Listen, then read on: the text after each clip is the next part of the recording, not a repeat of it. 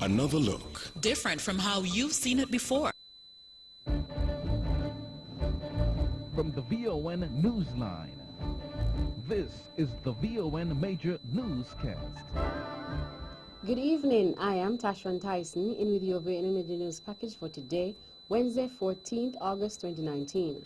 In our lead stories, nationally, gang members in SKN handing 30 illegal guns to the police, and solid waste authorities still battling with illegal dumping here on Nevis. Regionally, resort in Dominican Republic temporarily closes after woman claims she was beaten there. Internationally, 2 guards suspended and warden removed over death of Jeffrey Epstein. And in sports, CG Rebels win 2019 Malcolm Richard basketball tournament. We'll have the details, these and other stories after this message.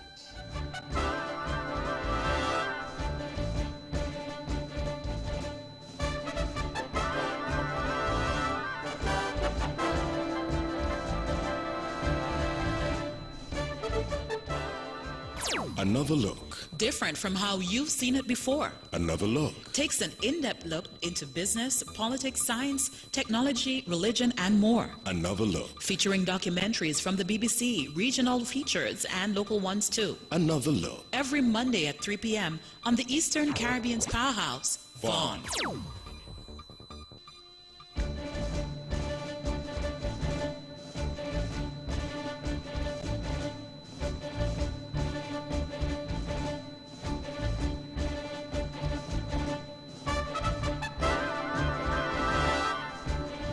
Welcome back. Another national news in detail. Gang members have voluntarily surrendered their illegal firearms to the Royal St. Christopher and Nevis Police Force, demonstrating their commitment to the continued peace initiative being experienced throughout the Federation. Acting Commissioner of Police, Mr. Hilroy Brandley, spoke about this recent development at a press conference held at the Police Training School in St. Kitts on Tuesday, August 13th. Since February, groups in the Federation have been a part of the peace initiative, which had been several significant outcomes. These members have decided that they would further demonstrate their level of seriousness to the peace effort by relieving themselves of their weapons. Working through a third party, they have been doing so. To date, the police have received 30 firearms and 73 rounds of sorted ammunition. The acting commissioner said that this is the first time in St. Kitts and Nevis such an occurrence has taken place. Such an exercise has never taken place in the history of the police force or our country.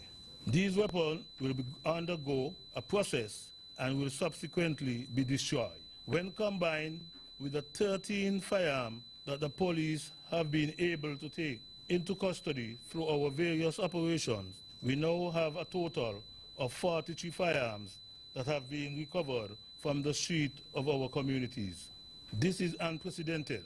The public can rest assured that our quest for finding and removing illegal firearms still at large will entitle us to continue, but a strong urge everyone else with illegal firearms in their possession to hand over their firearm to the police immediately. Acting Commissioner of Police, Mr. Hilroy Branding. The proper disposal of garbage still remains an issue here on Nevis. The Nevis Solid Waste Management Authority, NSWMA, in September 2018, expressed its concern over individuals on the island disposing of garbage in areas not designated for dumping. The department noted at the time that illegal dumping was taking place next to Delta Petroleum at Long Point, not far from the Nevis landfill. Manager of the department, Mr. Andrew Hendrickson, explained that after his department cleaned the site multiple times, dumping continued.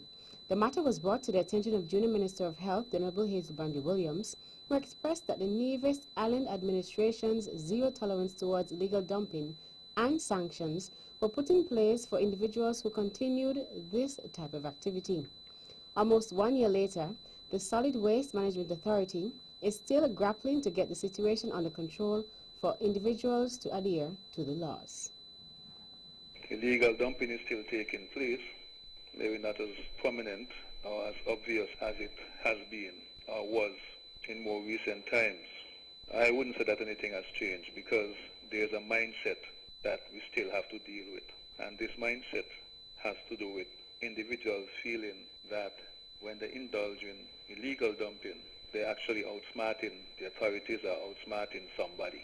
And so if you don't see them and they feel they get away with it, they feel like they win out the game.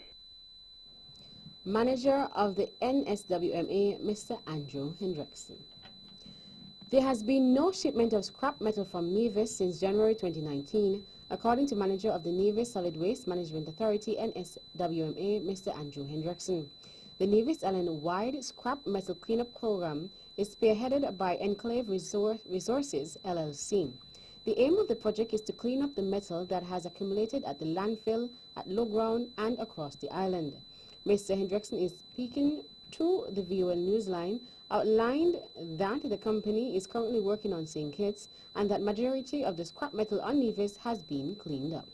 They had gotten to a point where we were running low on metal.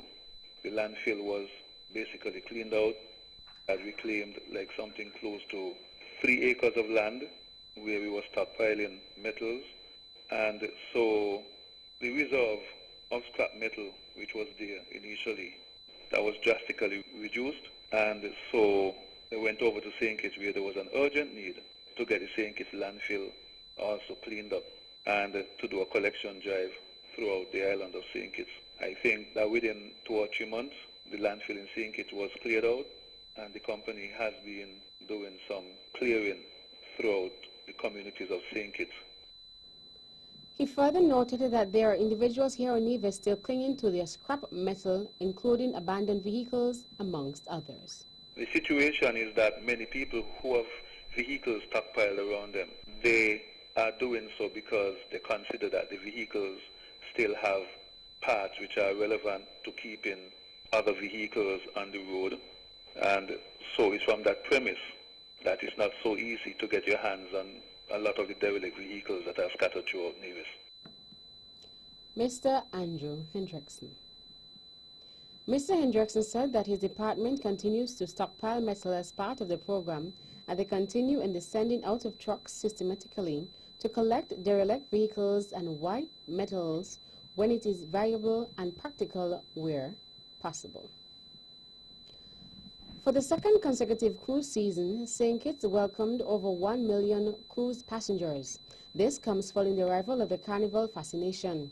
Carnival Fascination of the Carnival Cruise Line arrived with 2,659 passengers, bringing the total for the current 2018-2019 cruise season to 1,005,876 passengers. During the 2017-2018 cruise season, the destination welcomed 1 million cruise passengers for the first time in July 2018.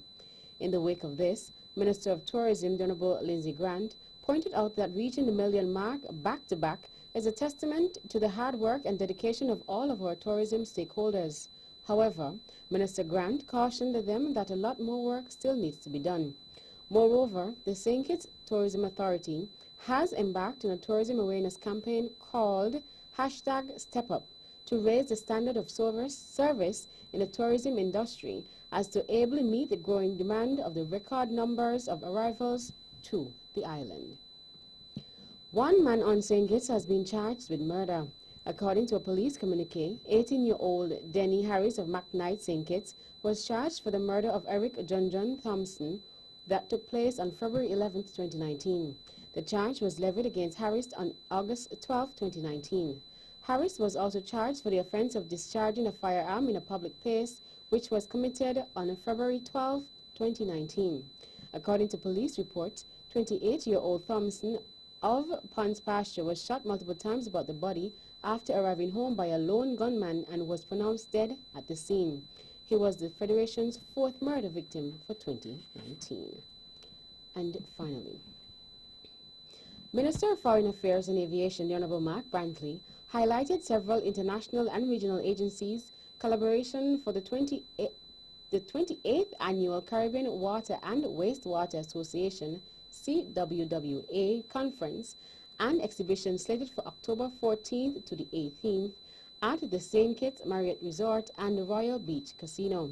On Tuesday, August 13th, He sensitized the general public to critical issues in management of water and treatment of wastewater and noted that collaboration with international and regional agencies participating highlights the importance of multilateralism and the benefits which can be derived from membership and active participation.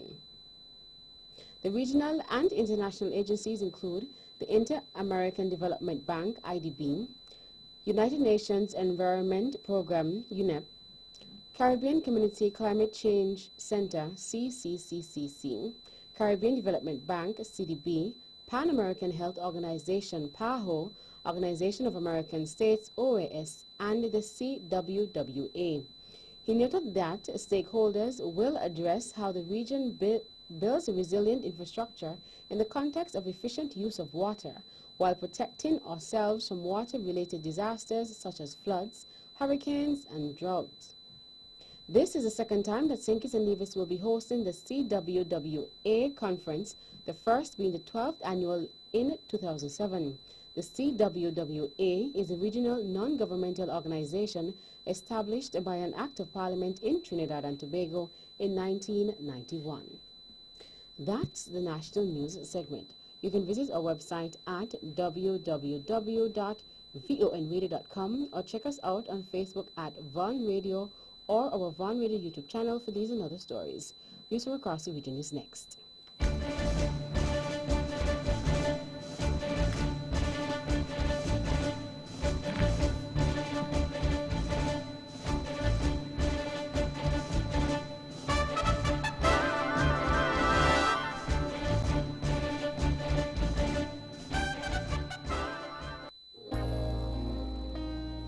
Ladies and gentlemen, this here's another one for the steppers.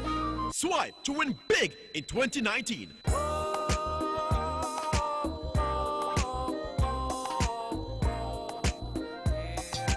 That's right, the Bank of Nevis Limited is once again giving you, our valued customers, a chance to win big.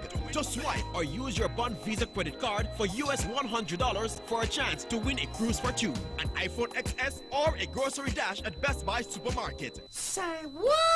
Sign up for a Bond Visa credit card and automatically be entered for a chance to win. This offer ends August 31st, 2019. So tell your friends and family to swipe to win big with the Bank of Nevis. The Bank of Nevis Limited, improving the quality of life. Like us on Facebook or follow us on Instagram.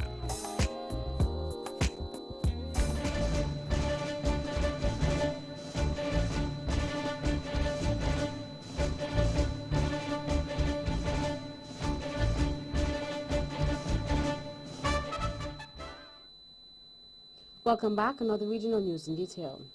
A resort in the Dominican Republic is temporarily closing due to low occupancy, which comes on the heels of a Delaware woman beaten unconscious.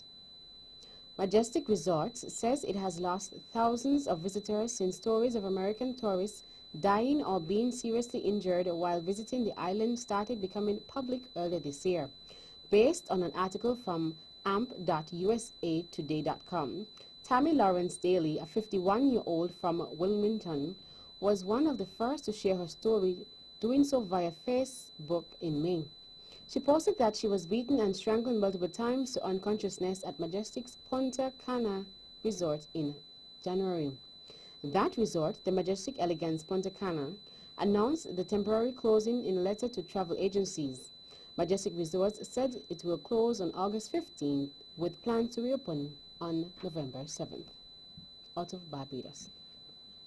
According to Program Manager of the Heart and Stroke Foundation, Francine Charles, school canteens must become more creative in selling healthier foods if the growth in the number of cases of childhood obesity is to be arrested.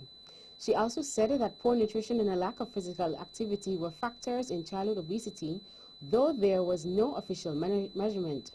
She said while physical education was a part of every school curriculum, many older children appeared to lose interest.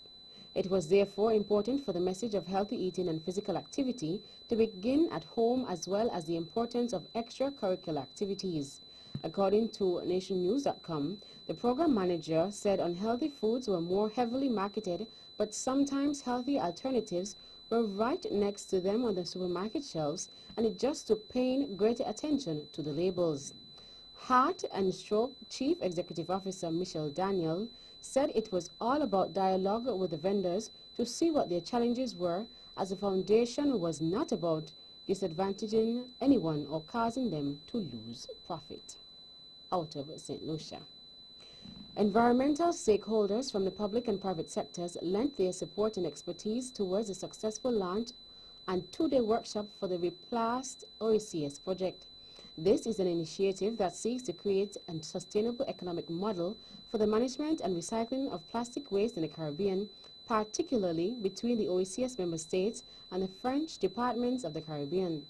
St. Lucia NewsOnline.com says the two-year pilot project implemented by Unite Caribbean will be carried out in St. Lucia and will focus on testing approaches and systems for setting up a plastic waste collection and recycling scheme through export from St. Lucia to Martinique.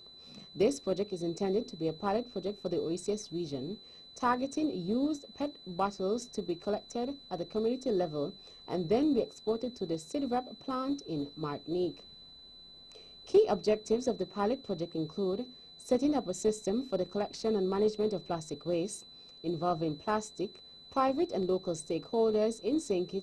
Lucia, and supporting local recyclers to export plastic bottles from St. Lucia and eventually the Caribbean for recycling, in particular to the CIDREP plant in Martinique. Dominica's Prime Minister Roosevelt Skerrit has announced that a 130-room hotel is set to be constructed on the public works site on Goodwill Road. Mr. Skerrit said in his 2019-2020 budget presentation that the government is making arrangements to relocate public works. Skerrit said the hotel will include conference facilities, restaurants and bars, which will complement the cruise village at the new port and diversify the areas in which hotels are built so the entire country can have a direct physical benefit. He stated Layou is one of the communities being considered for the relocation of the Public Works Department. Meantime, the Prime Minister revealed that Public Works has been doing well financially and has been receiving contracts and equipment from the government.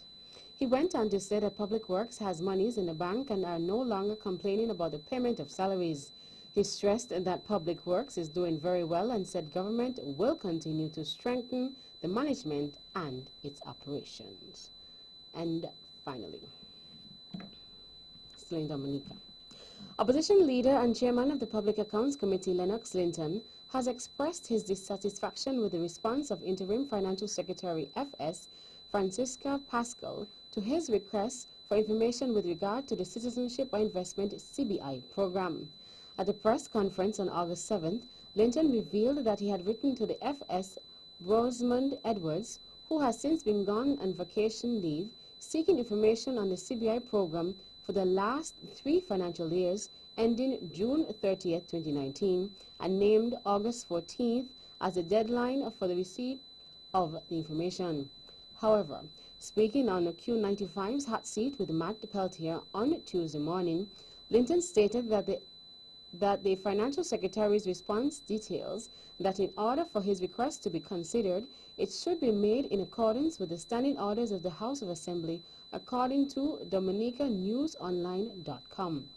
The chairman of the Public Accounts Committee was further instructed to note the provisions of Section 72 of Chapter 1.01 of the 1999 revised laws of the Commonwealth of Dominica to guide the submission of any further requests.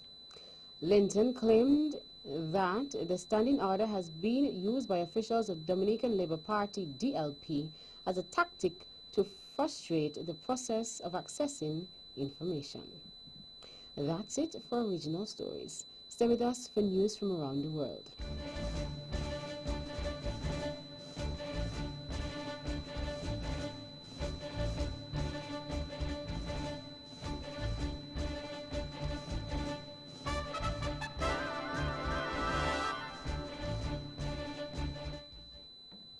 Welcome back, and now the international news in detail. 2 prison guards have been suspended and a warden temporarily reassigned to the New York City jail where Jeffrey Epstein died of suspected suicide. It comes after the FBI opened an investigation into the death of Epstein, who was facing prosecution for sex trafficking when he was found dead. The suspension, ordered by Attorney General William Barr, came a day after he criticized the jail's failure. The circumstance surrounding the financier's death has raised questions. It remains unclear why Epstein was taken off suicide watch after an attempted suicide last month. He also was supposed to have been checked in on by guards every 30 minutes. Before his downfall, Epstein had previously counted on many prominent, rich and powerful people, including Presidents Bill Clinton and Donald Trump, as friends. In a statement, Mr. Barr directed the Bureau of Prisons to temporarily assign Warden Lamin Ndiaye to a regional office pending a full investigation. British Prime Minister Boris Johnson has accused MPs who think they can block Brexit of a terrible collaboration with the EU. The Prime Minister said the EU had become less willing to compromise on a new deal with the UK because of the opposition to leaving in Parliament. He said this increased the likelihood of the UK being forced to leave with a no deal in October. However, some MPs said his claim they were collaborating with the EU was a wicked lie and a big deflection exercise. More in this BBC report. The brief ceasefire in Britain's governing Conservative Party over Brexit since it chose Boris Johnson as leader and Prime Minister is now well and truly over. In a sharp attack on the Prime Minister, Philip Hammond has effectively accused Mr. Johnson and other leading Leave campaigners of breaking the promises they made during the 2016 referendum that Brexit and a deal with the EU would be all so easy. In extraordinary language, Boris Johnson has now hit back, accusing Mr. Hammond in turn and other senior Conservatives opposed to a no-deal Brexit of collaborating with the EU. Germany's economy shrank during the April to June period of this year. A decline in exports dampened growth, according to official data, which comes amid concerns of a global slowdown. Gross domestic product, GDP, fell by 0.1% compared with the previous quarter, according to the Federal Statistics Office. That takes the annual growth rate down to 0.4%. Germany, Europe's largest economy, narrowly avoided a recession last year. Early signs for the third quarter look ominous, said Andrew Kenningham, Chief Europe economist at Capital Economics. Manufacturing business surveys for July were all gloomy. And finally, officials in Western Kenya have exhumed the body of a local man to strip him of the uniform he was buried in, according to reports. Martin Shikuku Alolokeya was buried in his full Kakamega County Youth Service uniform after drowning this month. Local officials then exhumed the body to retrieve the uniform despite opposition from his family. Mr. Alokoya's uncle said that they had violated the laws of the land and the laws of our forefathers. The family said they had opposed requests from officials to retrieve the uniform following the 31-year-old's burial, but that officials then did so without their consent or a court order. The assistant chief of the Ituti area, Daniel Nanamieng, condemned the exhumation as he threatened legal action against the officials. The body was dressed in a new set of clothes and reburied early this week after elders performed rituals to cleanse the family. That brings us to the end of our news segment. The latest in sports is next.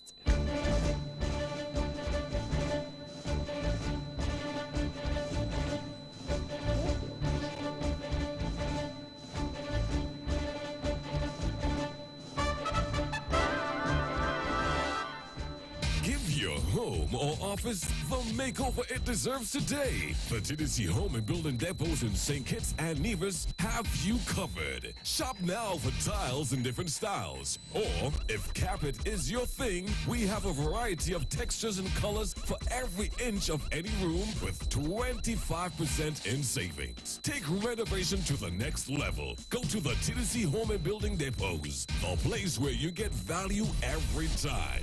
Offer good while stock lasts. See stores for details.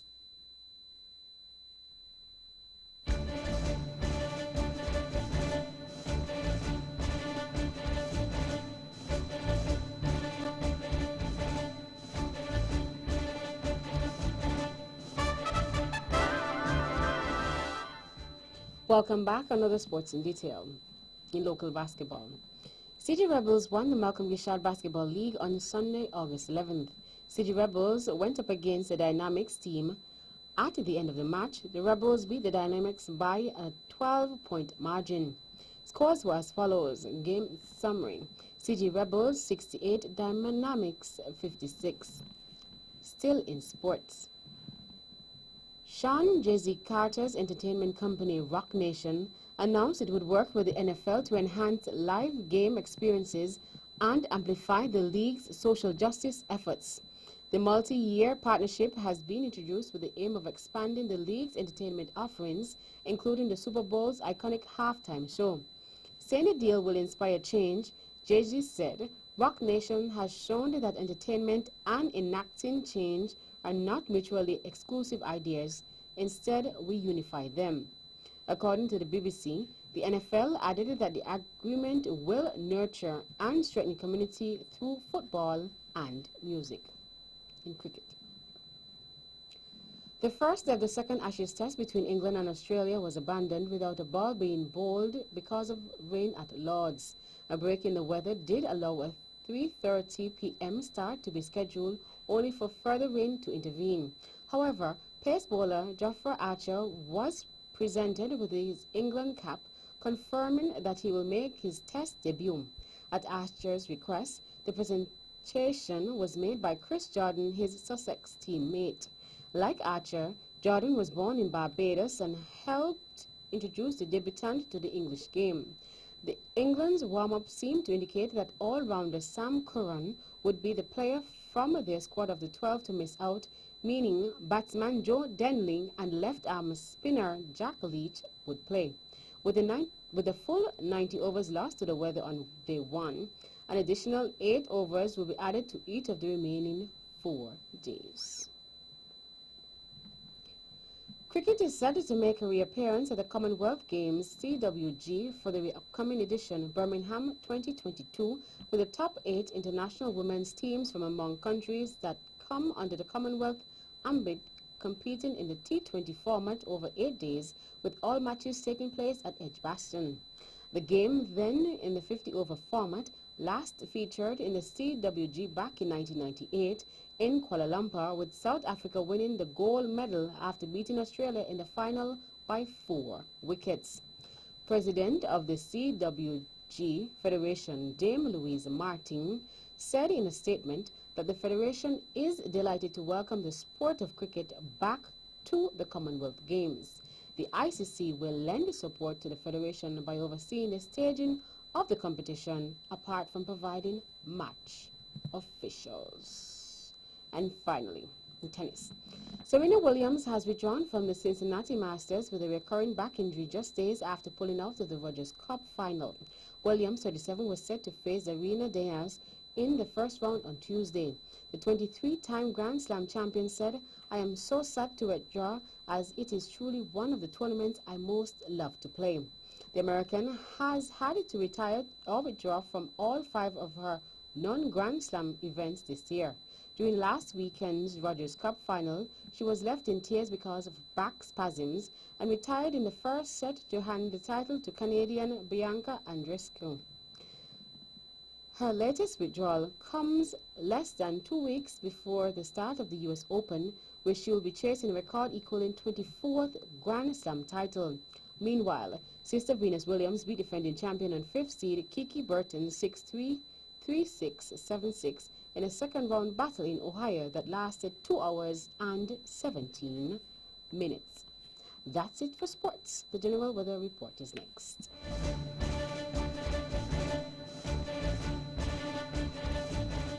Welcome back. Another local forecast for St. Kitts and Nevis.